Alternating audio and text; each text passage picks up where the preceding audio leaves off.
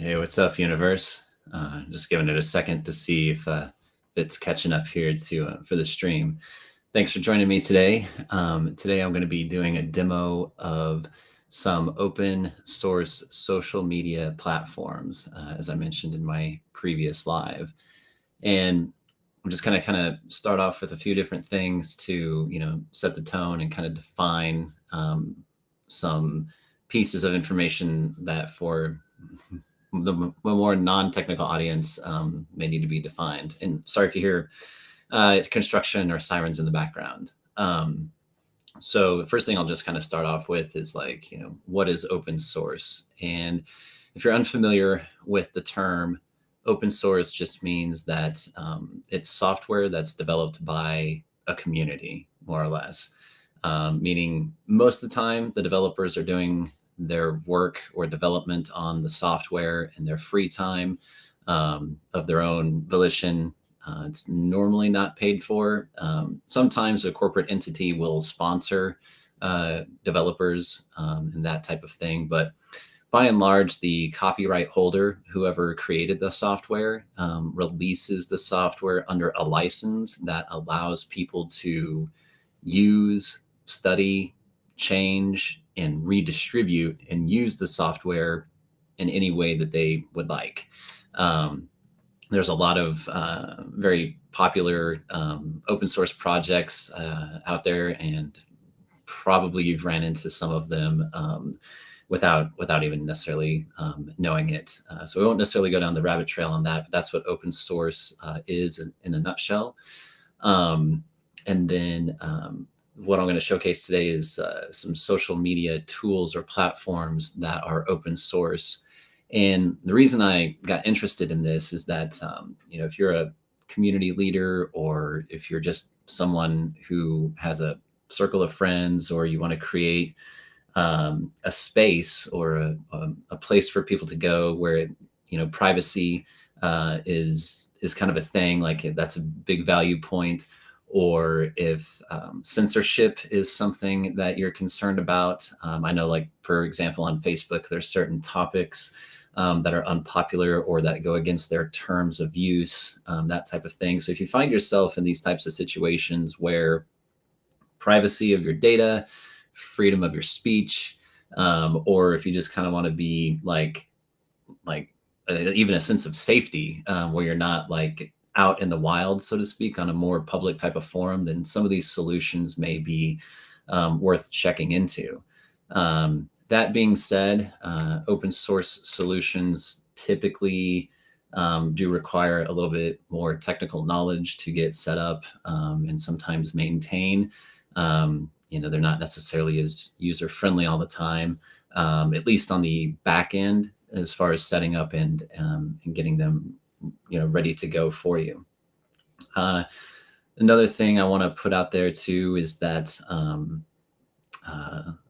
there's alternatives to like Facebook already, places like Mighty Networks. And I just want to say that I'm not like against any of these solutions, open source, Facebook, YouTube, Mighty Networks. I'm just here to relay information.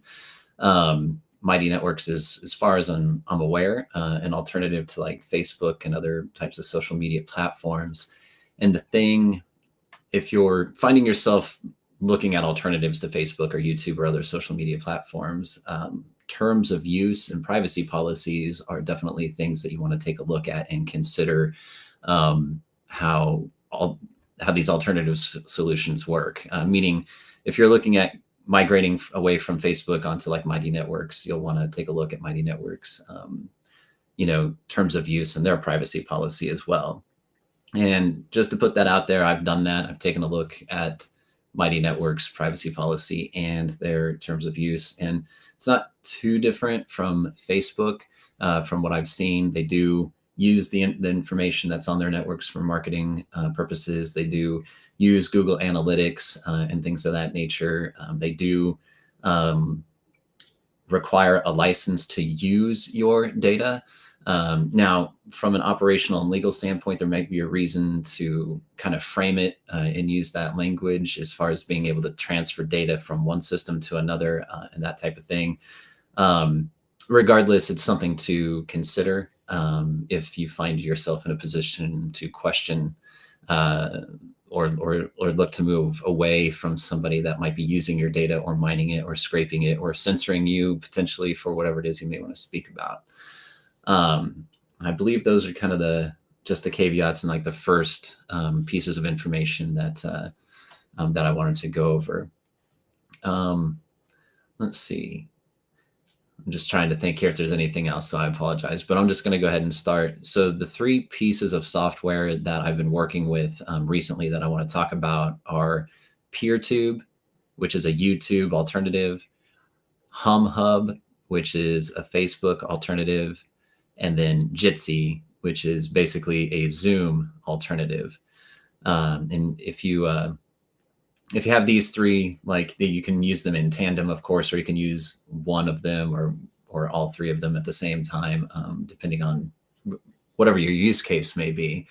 When I demonstrate these tools in this, in my presentation here, you're going to see like peertube.therealzackolinger.com and humhub.therealzackolinger.com and Jitsi.therealzackolinger.com. So those are subdomains on my main domain.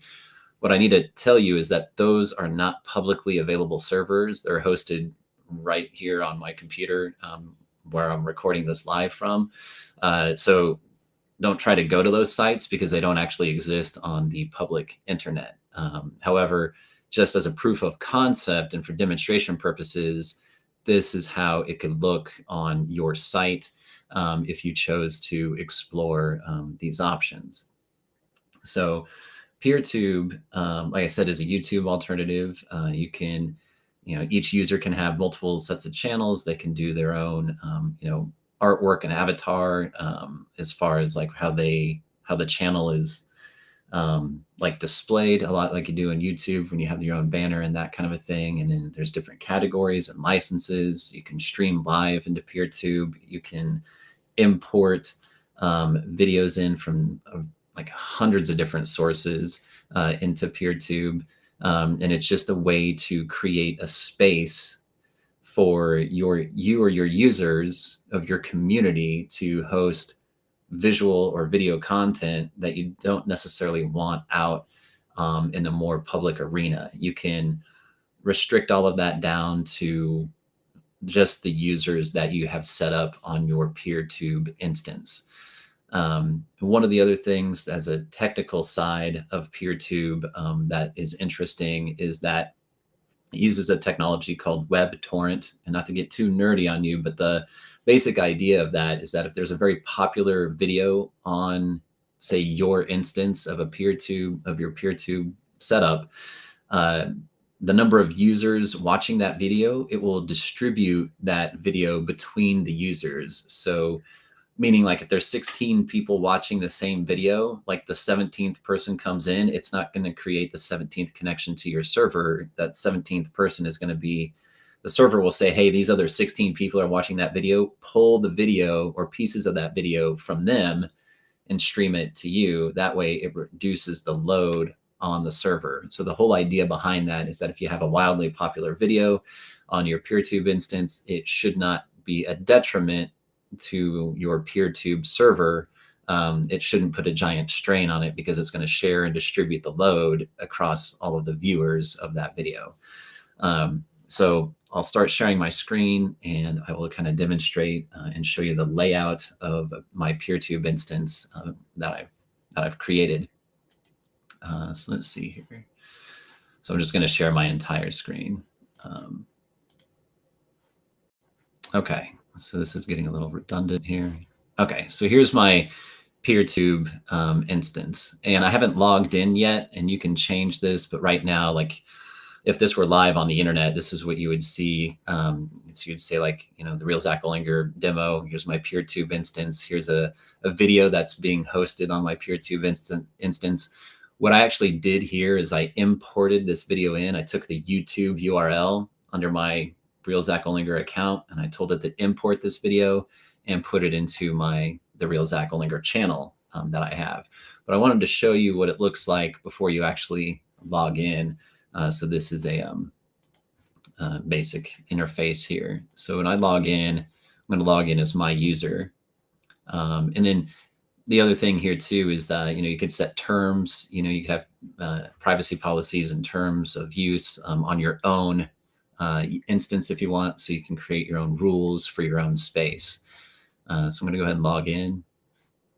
And this is basically, what it looks like over here on the left. You've got your, the videos, like my playlist, my subscription, my viewing history. PeerTube is an open source project that's called federated.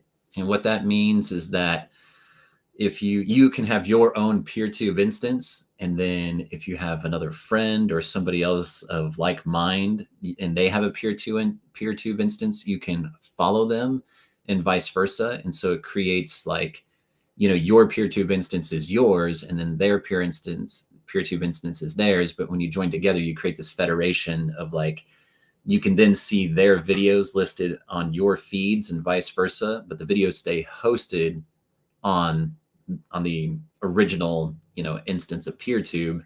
It's just like any other type of federation where, you've got, people that have agreed to come together, and then the users on either instance can see the content, but the content stays hosted, on the originator's, PeerTube instance.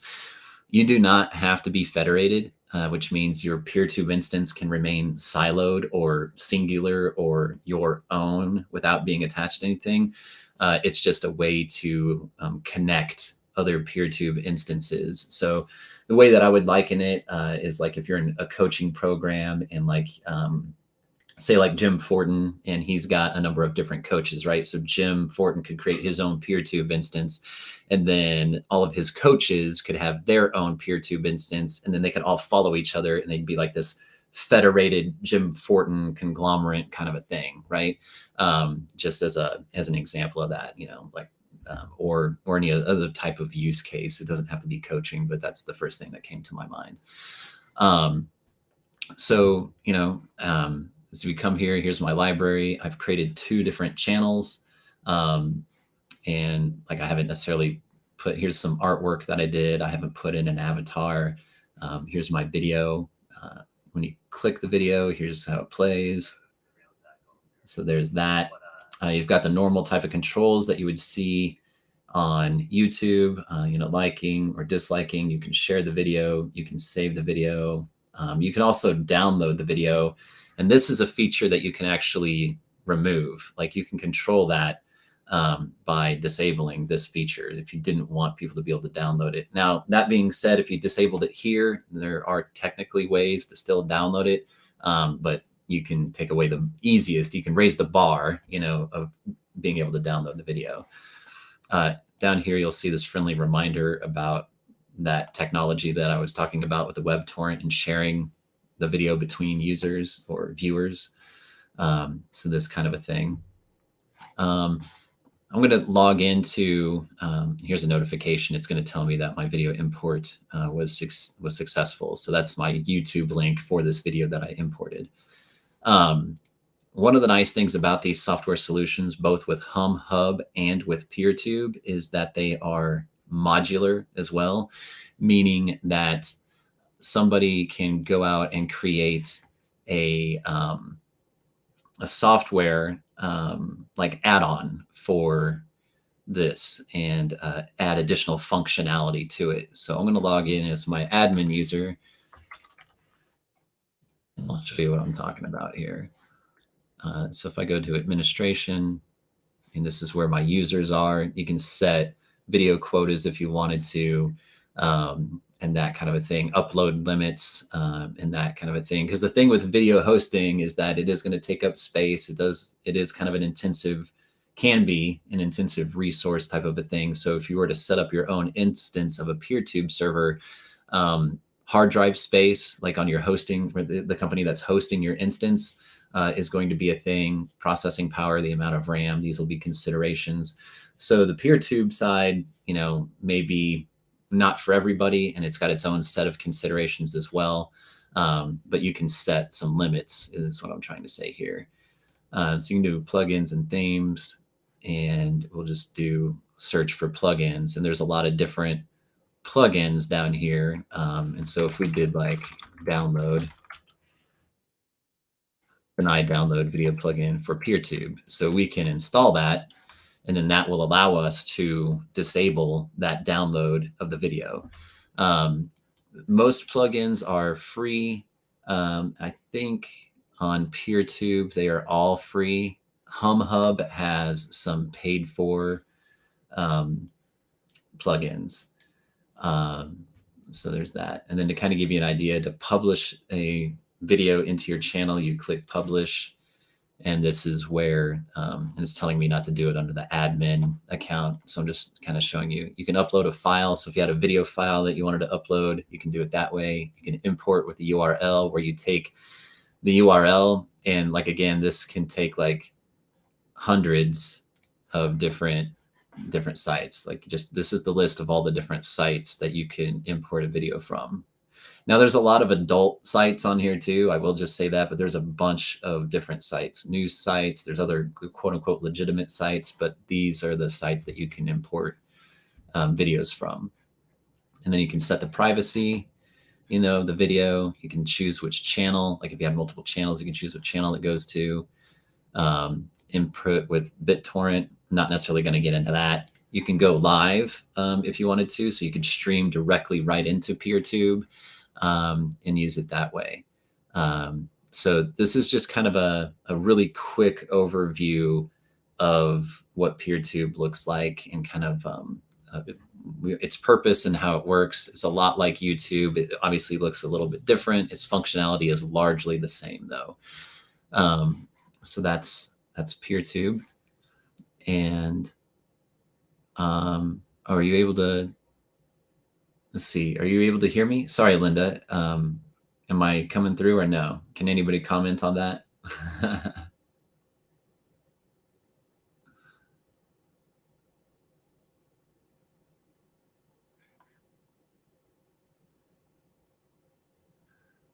I'm not seeing anybody say anything.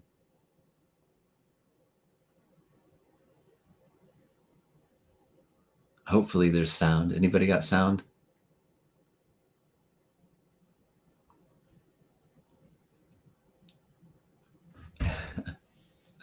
I didn't know if sharing my screen was going to like disable the sound from my microphone. I'm not seeing anybody comment yet. Let's see. Let me see here.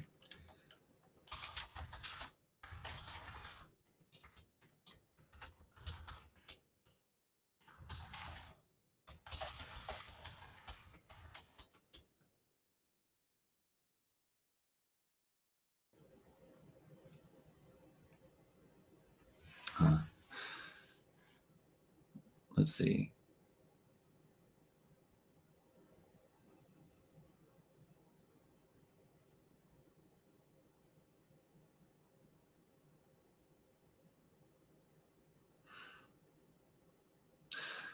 I'm not seeing anybody reply.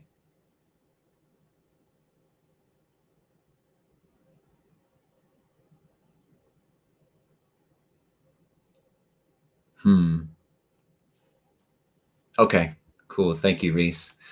I just wanted to make sure. Okay. And you can hear me when I'm sharing my screen. Is that right?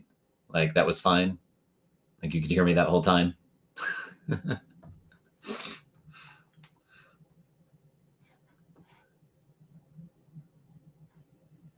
Sorry, I just want to make sure. And the comments may be delayed. Okay, cool. Okay, got confirmation. I appreciate that. Thank you. So I'm going to just go ahead and hop over to HumHub and show you what HumHub is. So HumHub is basically I view it as like a Facebook alternative. So this is what it looks like when you first log in. You can change where you land or where you go when you first log in, but you're going to be presented by default what they call the dashboard, which will show you the latest activities. It'll show you the different latest posts. And there, when you install it, it gives you the option to put in like fake data, so that way you can kind of see what HumHub looks like. So I went ahead and did some of that. So like, Sarah's not an actual user, David's not an actual user, Jack Ryan obviously is not an actual user, but they created them. But anyway, again, this isn't a live system. So with HumHub, again, you can, with PeerTube as well, you can restrict the access. You don't have to have like an open registration. You can literally just close it all off and like import people in as necessary or manually. Or both systems have, again, to be technical, an API, which allows you to programmatically have those systems, both HumHub and PeerTube, talk to other systems. So if you had, say, like Kajabi or MailChimp or some type of system where you had vetted users, like actual users come in, then you can set something up that talks, that takes data out of those systems and creates the user accounts inside of PeerTube and HumHub. That way you're not having to like necessarily touch, 3 or 4 different systems to create all these users. The user can come in through one interface or one funnel, so to speak, and then be set up in these different systems that you have. So that is a possibility as well. That obviously does take some technical capability, but the functionality is there. It's not going to be something that you can just kind of like easily connect. I just want to state that it is possible to streamline that, and that way you're not having to touch multiple systems. So inside of HumHub, basically, again, this is like Facebook, where you've got like a wall and posts, and you can just kind of create, whatever it is you want. You can comment, you can like, you can reply. You've got, instead of groups in Facebook, they call them spaces. You can also remove this ability for your end users to create spaces, so that way they're not just creating their own groups inside of your HumHub space. So I went ahead and created, I'm logged in as myself, as you can see, and I'm the system administrator. And if we come over here to, that's my YouTube channel. If we come over here to like, here's Jack and, okay, so Sam Adams and Jack Ryan, this is what it looks like for them. So you can see over here on Sam's account, they don't have any other groups that they have access to other than this welcome space. I have not disabled this create new space yet, but I can. So that way Sam can't create a new space. I just hadn't done it for this demo purpose yet. Over here on Jack's, space, he's got access to both March 2020 and the welcome space. So he can come in here and he could be like, hey, what's up? March 2020, and post that, right? And then, as you see over here, again, Sam he only has access to, the welcome space. Now, what you can do in these different groups is you can add these different modules, right? So you can have like polls inside of this group. You can have a gallery. So if you had a bunch of photos that you wanted to upload, you can do that there. You can have like a group calendar for this specific group, so you can see events or things that are coming up. So like, this is what that looks like. You can see which ones that you're attending or events that you created. Again, the gallery, you can create different galleries, files, which is good for like the moderators or the system admin of the different groups. You could upload files, and you can create folder structures here. So you can create like a directory. So you could be like, here's like week 1, week 2, or like whatever. And then you could upload like PDFs or video files or audio files. You can upload whatever file you want into this section. So that way users of this group can come in here and be like, here's the stuff, here's the resources for this group or whatever. And just kind of do that. There is a people directory.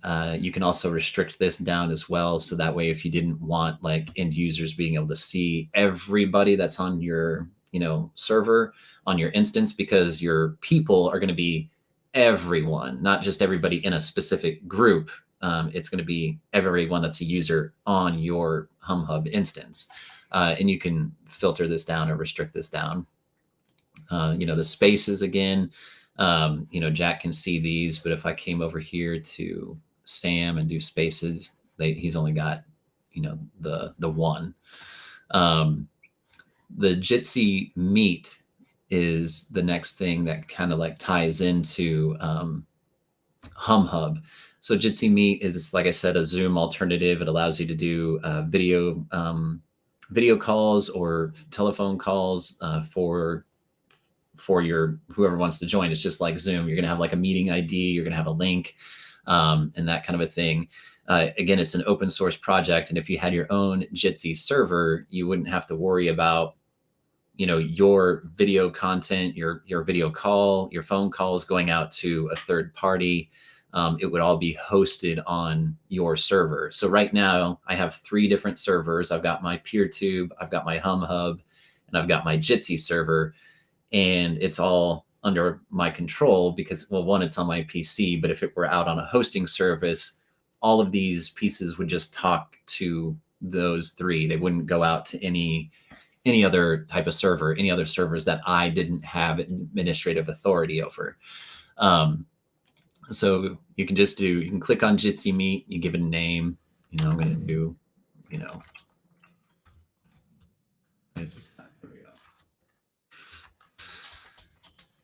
Just do this, right?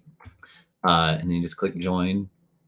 And you can set up, restriction on this as well. It's not going to be able to share my video because I'm obviously doing a stream on Restream. And then I just say, I am the host. And then I have to authenticate. So you can set up your own Jitsi server to require users to log in. So that way it's not just some random person going to be able to log in to your calls or anything like that. Each person would have to log in to your Jitsi server. And so I'll just do, I'll log in, and it says now I'm the moderator, but it's obviously not showing my video because I am streaming on Restream. But down here, you've got all the other types of controls that you would have in like Zoom. You've got your ability to start and stop your microphone. You can share your screen. You can do chat, raise and lower your hands. You can see the participants. You can change the tile view. And then here you've got a lot more types of, options. You can invite people where you get, here's the link that you would send.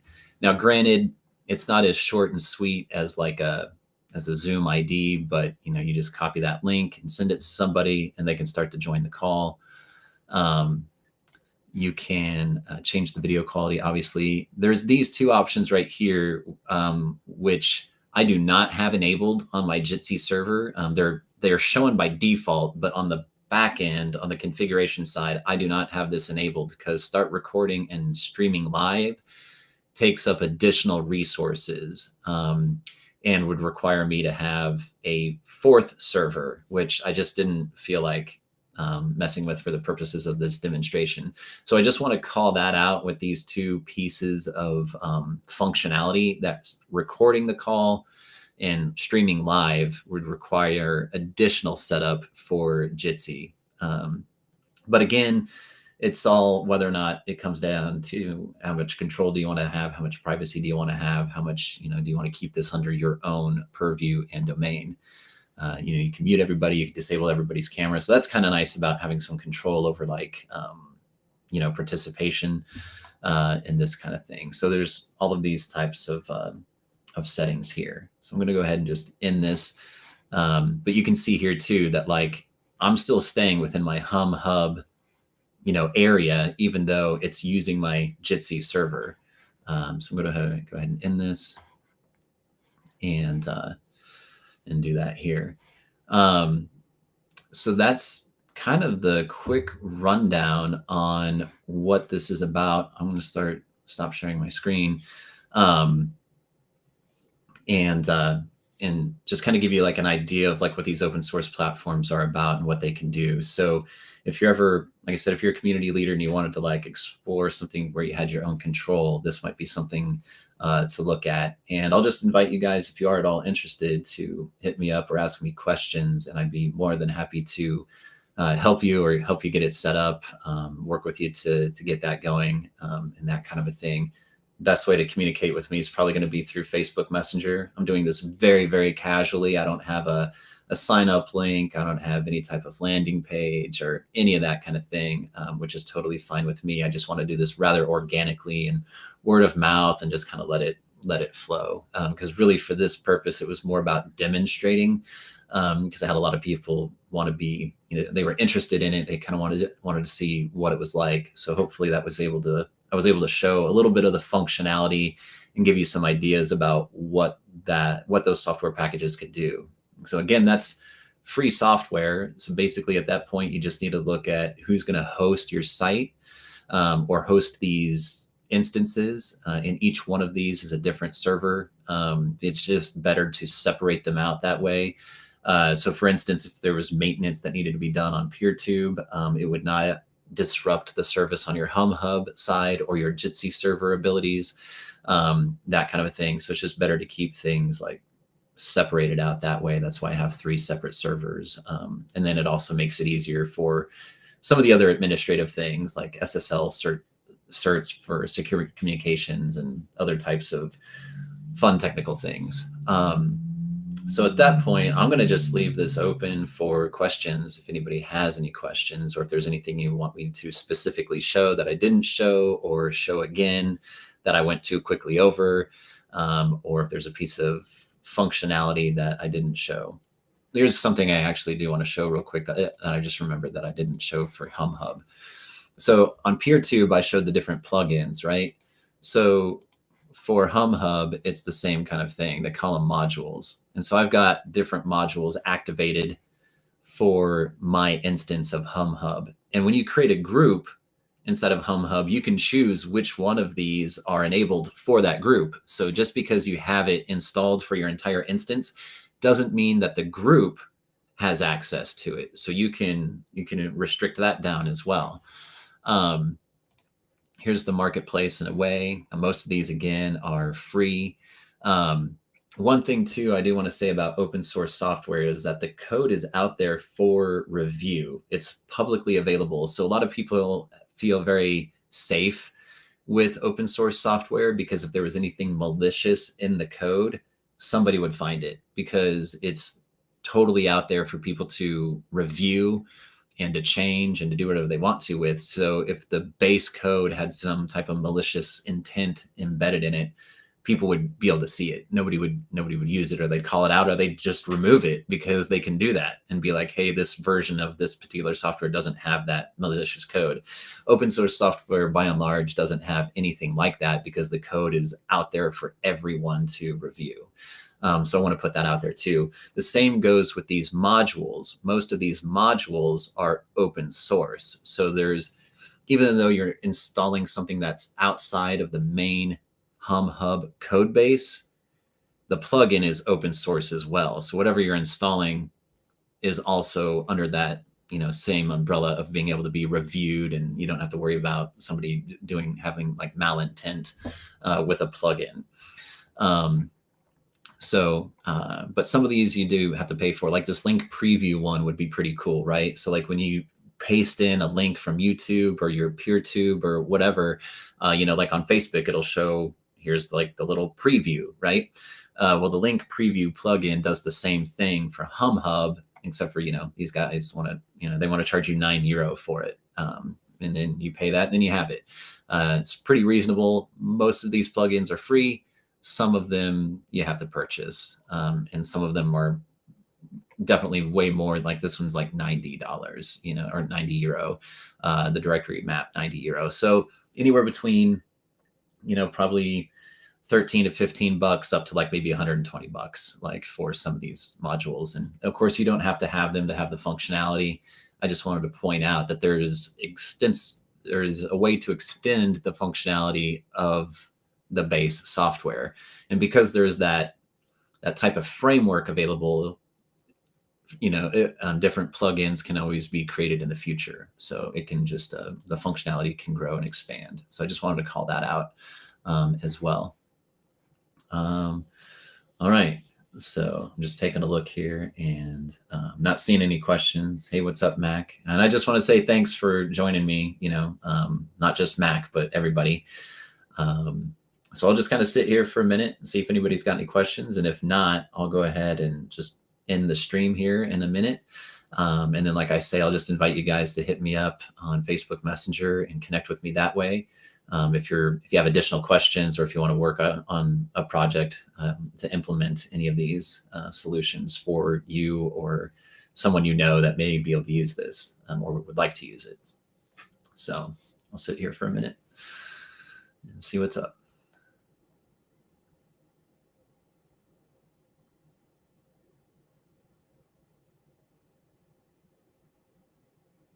Okay, that's cool. Hey, thanks, Mac. I appreciate that. Always appreciate your support. Reese, I appreciate your support.